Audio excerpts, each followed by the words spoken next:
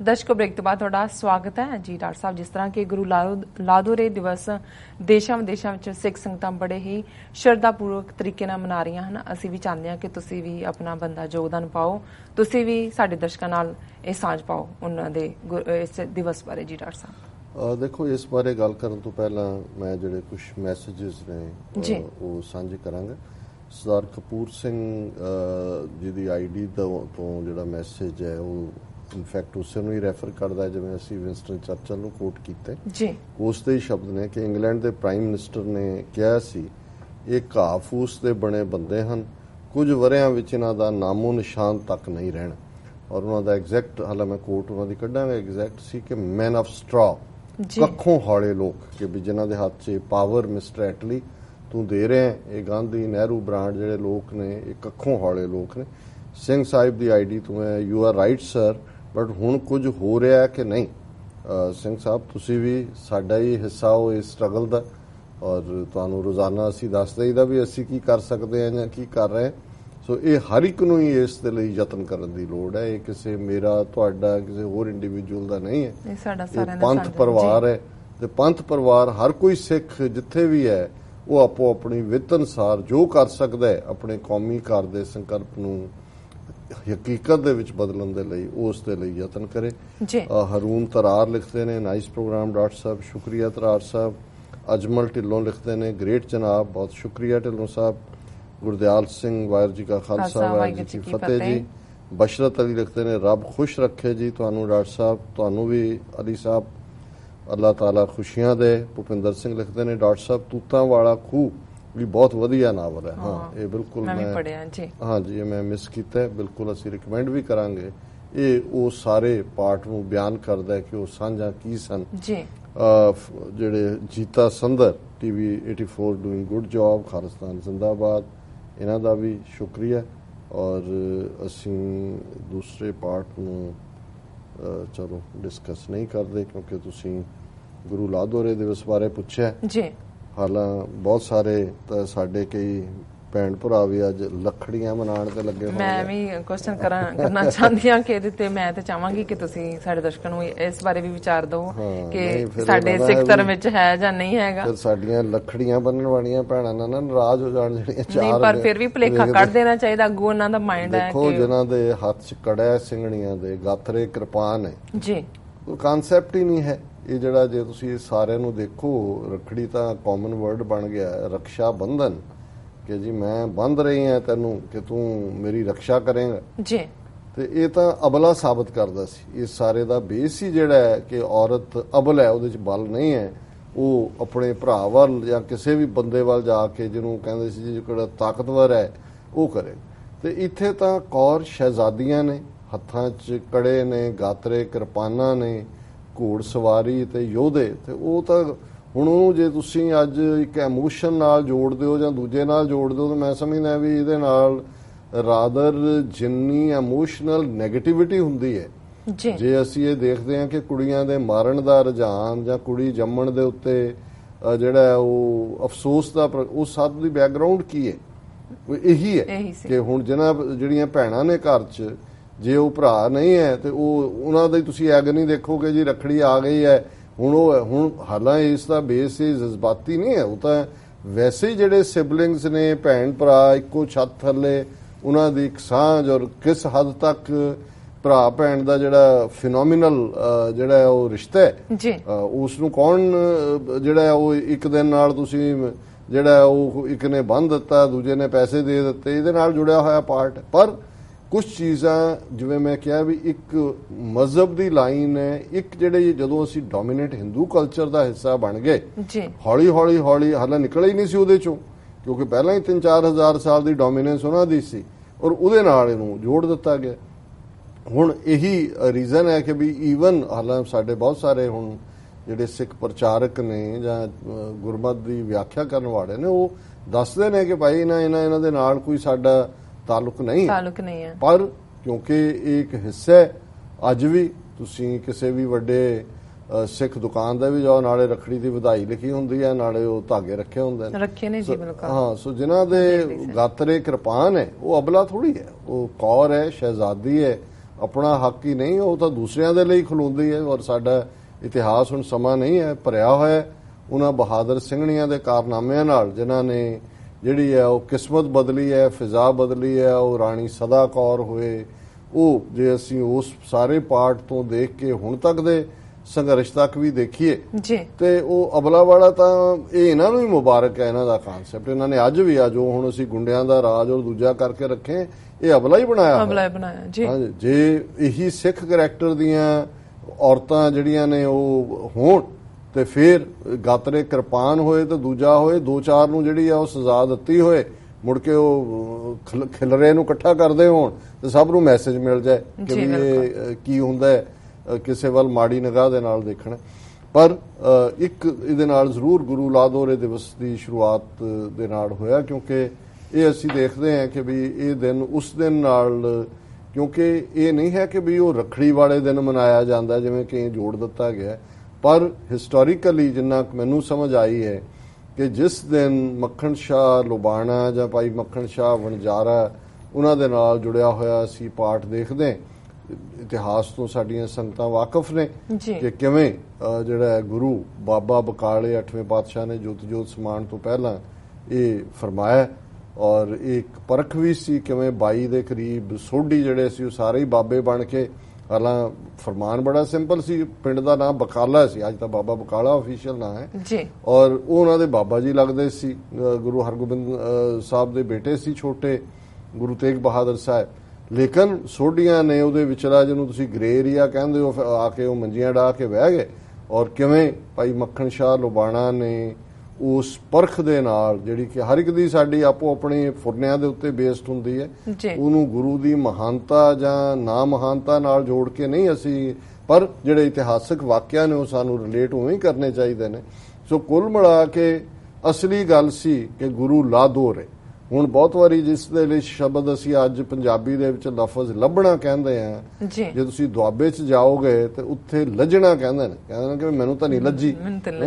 ਔਰ ਇਸੇ ਤਰ੍ਹਾਂ ਜਿਹੜੀ ਲੈਂਗੁਏਜ ਵਣਜਾਰਿਆਂ ਦੇ ਵਿੱਚ ਪਪੂਲਰ ਰਹੀ ਹੈ, ਹੁਣ ਤਾਂ ਉਹਨਾਂ ਦੀ ਜ਼ਬਾਨ ਵੀ ਐਲੀਮੀਨੇਟ ਹੋ ਗਈ, ਉਹਦੇ 'ਚ ਲੱਭਣ ਦੇ ਲਈ ਜਿਹੜਾ ਉਹ ਲੱਦਣਾ ਸੀ।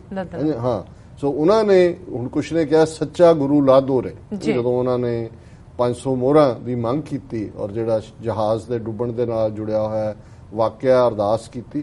ਸੋ ਕੁੱਲ ਮਿਲਾ ਕੇ ਮੈਂ ਤਾਂ ਇਸ ਦਾ ਕੰਟੈਕਸਟ ਇਹ ਦੇਖਦਾ ਵੀ ਇੱਕ ਪਾਸੇ ਤੇ ਇਹ ਸਾਰੇ ਦੇ ਨਾਲ ਗੁਰੂ ਤਾਂ ਪਹਿਲਾਂ ਵੀ ਪ੍ਰਗਟ ਸੀ, ਜਦੋਂ ਗੁਰੂ ਬਾਬਾ ਬਕਾਲੇ ਗੁਰੂ ਜੋਤ ਤਾਂ ਟਿਕ ਗਈ, ਕੋਈ ਸਿੱਖੀ ਗੁਰੂ ਤੋਂ ਬਿਨਾ ਨਹੀਂ ਸੀ। ਲੇਕਿਨ ਕਈ ਵਾਰ ਜਿਵੇਂ ਸੂਰਜ ਦੇ ਸਾਹਮਣੇ ਵੀ ਬੱਦਲ ਆ ਜਾਂਦੇ ਨੇ, ਉਹ ਬਦਲਾਂ ਦਾ ਆਣਾ ਸੀ। ਔਰ ਭਾਈ ਮੱਖਣ ਸ਼ਾਹ ਲੁਬਾਣਾ ਸਾਡੇ ਇਤਿਹਾਸ ਦੇ ਉਹ ਮਹਾਨ ਕਰੈਕਟਰ ਨੇ ਜਿਨ੍ਹਾਂ ਨੇ ਨਾ ਸਿਰਫ ਇਹ ਜਿਹੜਾ ਮਿਸਟਿਕ ਐਕਸਪੀਰੀਅੰਸ ਹੈ ਉਸ ਨੂੰ ਸਾਹਮਣੇ ਲਿਆਂਦਾ, ਪਰ ਫਿਰ ਉਹਨਾਂ ਨੇ ਜਿਵੇਂ ਉਹਨਾਂ ਧੀਰ ਮਲੀਆਂ ਨੂੰ ਜਿਹੜੇ ਕਿ ਗੁਰੂ ਲੁੱਟ ਕੇ ਲੈ ਗਏ ਸੀ ਔਰ ਗੁਰੂ ਸਾਹਿਬ ਦੇ ਉੱਤੇ ਉਹ ਸ਼ੀਆਂ ਮਸੰਦ ਉਹਨਾਂ ਦਾ ਉਹਨੇ ਗੋਲੀ ਵੀ ਚਲਾਈ ਸੀਗੀ, ਉਹਨਾਂ ਨੂੰ ਵੀ ਜਾ ਕੇ ਸਜ਼ਾ ਦਿੱਤੀ।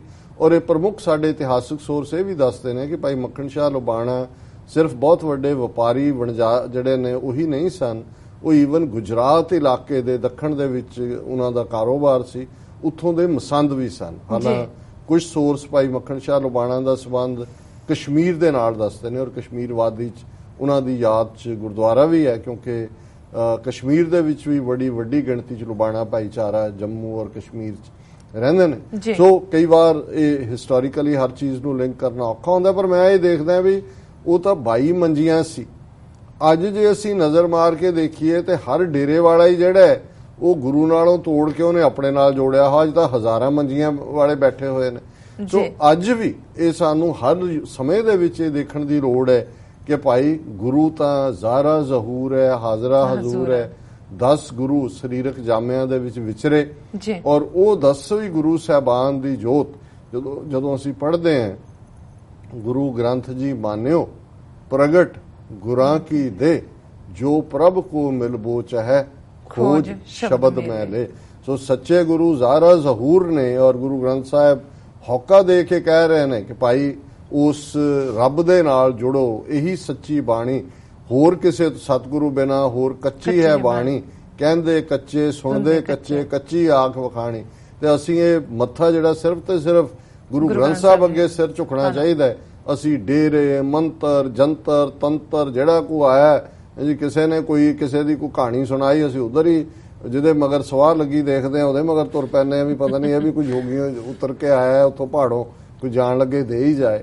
ਸੋ ਮੈਂ ਸਮਝਦਾ ਵੀ ਸਾਡੇ ਲਈ ਗੁਰੂ ਲਾਦੋ ਰੇ ਦਾ ਇਹੀ ਹੈ ਕਿ ਭਾਈ ਸਾਡੇ ਸਾਹਮਣੇ ਤਾਂ ਸੱਚੇ ਸਤਿਗੁਰੂ ਗੁਰੂ ਗ੍ਰੰਥ ਸਾਹਿਬ ਜ਼ਾਹਰਾ ਜ਼ਹੂਰ ਰੂਪ ਦੇ ਵਿੱਚ ਨੇ, ਅਸੀਂ ਗੁਰੂ ਦੇ ਲੜ ਲੱਗੀਏ ਔਰ ਇਹ ਜਿਹੜੇ ਦੂਸਰੇ ਨੇ ਉੱਤੇ ਟੱਕਰਾਂ ਨਾ ਮਾਰੀਏ। ਜੀ ਡਾਕਟਰ ਸਾਹਿਬ ਬਿਲਕੁਲ। ਹੁਣ ਤੇ ਸਾਡੇ ਦਰਸ਼ਕਾਂ ਦੱਸ ਦਿਓ ਅੱਜ ਦਾ ਵਿਚਾਰ। ਅੱਜ ਦੇ ਵਿਚਾਰ ਲਈ ਅਸੀਂ ਭਾਈ ਗੁਰਦਾਸ ਜੀ ਦੇ ਬ੍ਰਿਜ ਭਾਸ਼ਾ ਚ ਕਵਿਤ ਨੰਬਰ 185 ਨੂੰ ਚੁਣਿਆ ਜੀ। ਔਰ ਜਿਵੇਂ ਭਾਈ ਸਾਹਿਬ ਅਲੰਕਾਰ ਦੇ ਨਾਲ ਔਰ ਅਲਟੀਮੇਟਲੀ ਇੰਨੀ ਸ਼ਰਧਾ, ਅਗਾਧ ਬੋਧ, ਵਿਦਵਤਾ, ਲੇਕਿਨ ਇੰਨੀ ਹਿਊਮਿਲਿਟੀ, ਮੈਂ ਤਾਂ ਜਿੰਨੇ ਵੀ ਮੈਂ ਜਦੋਂ ਇੱਕ ਤਾਂ ਚਲੋ ਮੈਂ ਸੁਣਾਉਣ ਜਾਂ ਵਿਚਾਰ ਲਈ ਕਵਿਤ ਕੱਢਦਾ, ਪਰ ਜਦੋਂ ਵੀ ਮੈਂ ਪੜ੍ਹਦਾ ਮੈਂ ਕਹਿੰਦਾ ਵਾਹ ਵਾਹ, ਸਿੱਖੀ ਆ ਕੇ ਇੱਥੇ ਕਹਿ ਕਿ ਵੀ ਇਹ ਹੈ ਸਿੱਖ ਹੋਣ ਦਾ ਮਤਲਬ।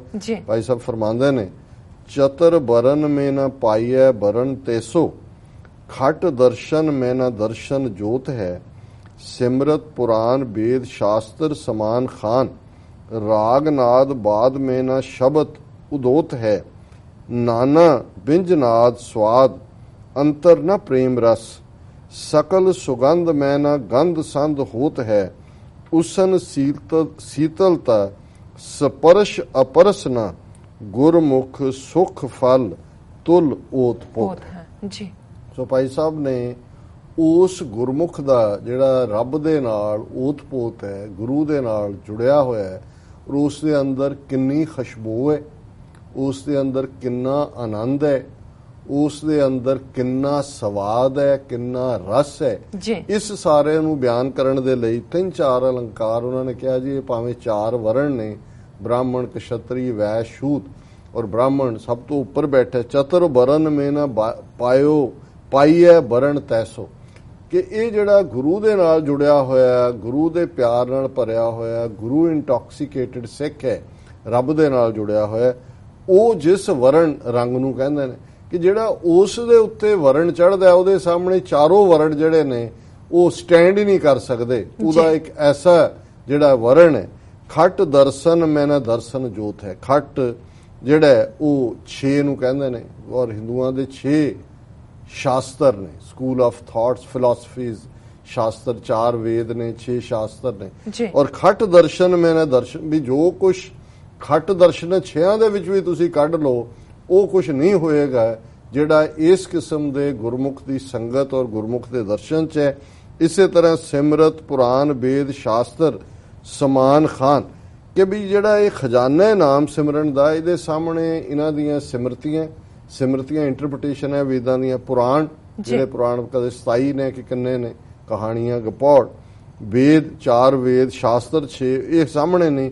ਰਾਗ ਨਾਦ ਬਾਦ ਮੇ ਨਾ ਸ਼ਬਦ ਉਦੋਤ ਹੈ, ਕਿ ਜਿਹੜੀ ਉਸ ਗੁਰਮੁਖ ਦੇ ਅੰਦਰ ਉਹ ਮੈਲੋਡੀ ਹੈ, ਉਸ ਸ਼ਬਦ ਦਾ ਆਨੰਦ ਹੈ, ਉਹਦੇ ਸਾਹਮਣੇ ਦੁਨੀਆ ਦਾ ਕੋਈ ਮਿਊਜ਼ਿਕ, ਕੋਈ ਨਾਦ ਮਿਊਜ਼ਿਕ ਨੂੰ ਕਹਿੰਦੇ ਨੇ, ਰਾਗ ਵੀ ਮਿਊਜ਼ਿਕ ਹੈ, ਕਿ ਰਾਗ ਨਾਦ ਉਹਦੇ ਸਾਹਮਣੇ ਖਲੋ ਨਹੀਂ ਸਕਦਾ।